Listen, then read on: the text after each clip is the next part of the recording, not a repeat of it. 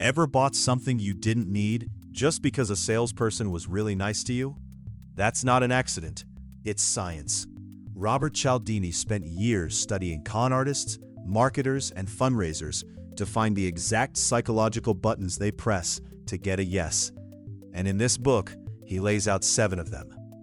By the end of this video, you'll be able to spot these triggers in ads, sales pitches, and everyday conversations, and decide for yourself when to say yes and when to walk away. Our brains are busy, so instead of carefully weighing every decision, we rely on quick mental shortcuts, like little switches that flip automatically. Cialdini opens with a wild animal example. A mother turkey will lovingly care for anything that makes a certain chirping sound, even a stuffed predator, because that one sound flips her nurturing switch, no matter what the object actually is. Humans have switches too, and one of the sneakiest is expensive equals good. Jewelers once accidentally doubled the price of unsold turquoise, and it sold out immediately, because customers assumed a higher price meant higher quality.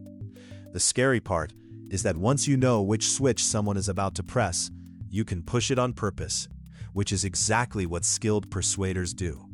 This chapter sets up the whole book.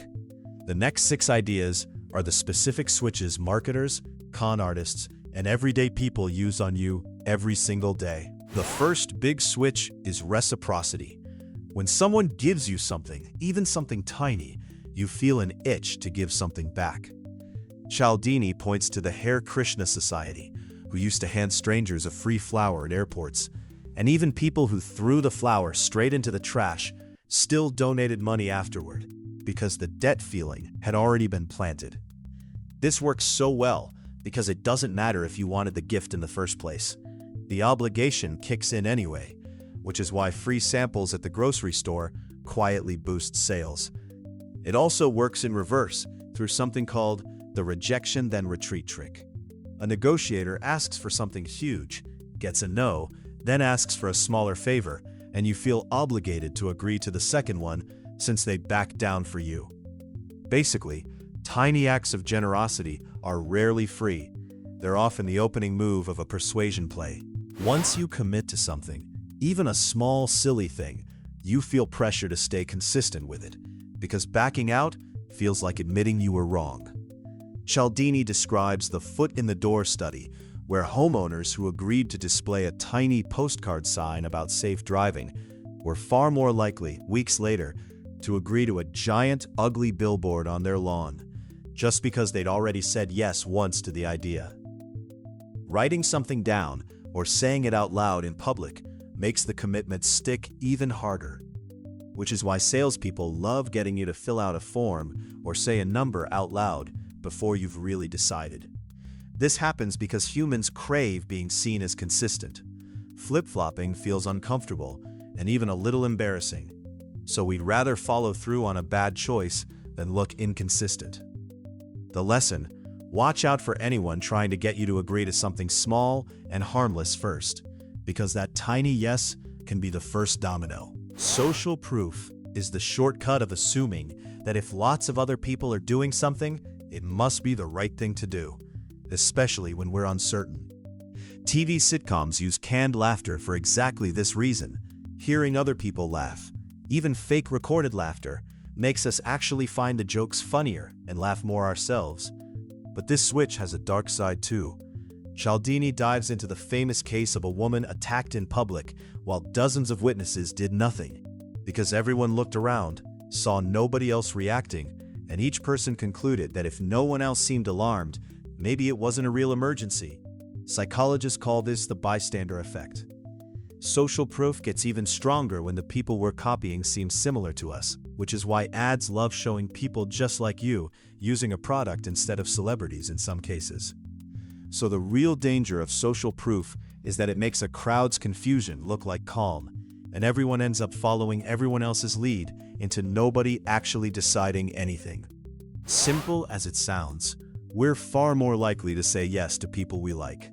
And Cialdini breaks down exactly what makes us like someone almost instantly. Similarity is huge.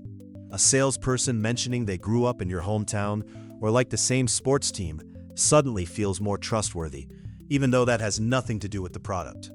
Compliments work too, sometimes even obvious flattery, because our brains enjoy the warm feeling so much, we discount the fact that it might be strategic. There's also a halo effect around physically attractive people, where studies show attractive defendants get lighter courtroom sentences and attractive job candidates get hired more often, purely because good looks unconsciously make us assume someone is also smarter or kinder. Cialdini even highlights Tupperware parties as a masterclass in this principle. Since you're not really buying from a stranger salesperson, you're buying from your own friend who's hosting, which makes saying no feel almost impossible. We're wired to defer to authority figures, which usually makes sense because experts often do know more than us. But this switch can be tricked with just the symbols of authority rather than real expertise. The most chilling proof is the Milgram experiment, where ordinary volunteers kept administering what they believed were painful electric shocks to another person simply because a man in a lab coat calmly told them to continue. Cialdini shows how something as simple as a white coat, a fancy title, or an expensive suit can make us obey someone even when we know almost nothing about their actual qualifications. Which is why actors playing doctors in commercials can still sell medicine convincingly.